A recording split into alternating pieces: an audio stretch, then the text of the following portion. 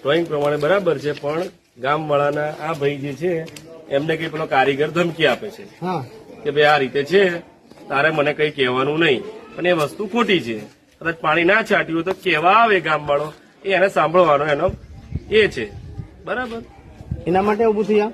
હા, એના માટે થયું. પણ તમે જોયું, તમે એન્જિનિયર છો ને, એન્જિનિયર તમે જોયું પર. ચાલો આપણે જોઈએ માલ મટીરિયલ કેવું છે. ચાલો, હલકી કક્ષાનું ગુણવત્તા વાળું આ મટીરિયલ, આ ઈટો આ મટીરિયલ આ જે છે ને, જો આ ખરાબ ઈટો આવી હતી ને તો એમને વાપરવાની નથી જ કીધી આપણે, અને એ સિવાય બીજી ઈટો બી આવેલી છે, વાંધો એ નહીં, બી વાપરે છે.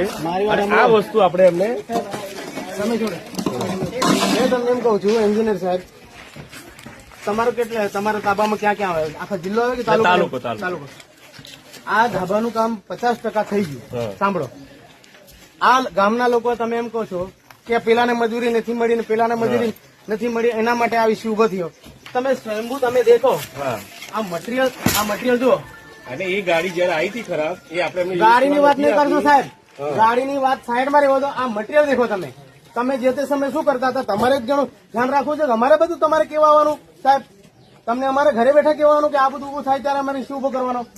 અહીંયાના બાળકનું ભવિષ્યનું શું? આજે માંડ 1986 પછી આજે લોકોને મળતું હોય ને તમે બધા એમ કહો કે આ ને ફલાણા પેલાને મજૂરી નથી મળી, આને આ જુઓ તમે, આ બધા આ જુઓ તમે. હવે આમાં પાણી પણ સાચી નહીં. આને જો, હવે આ જો, આ આવી ઈટો, હે હવે આ ઈટો નું શું થાય?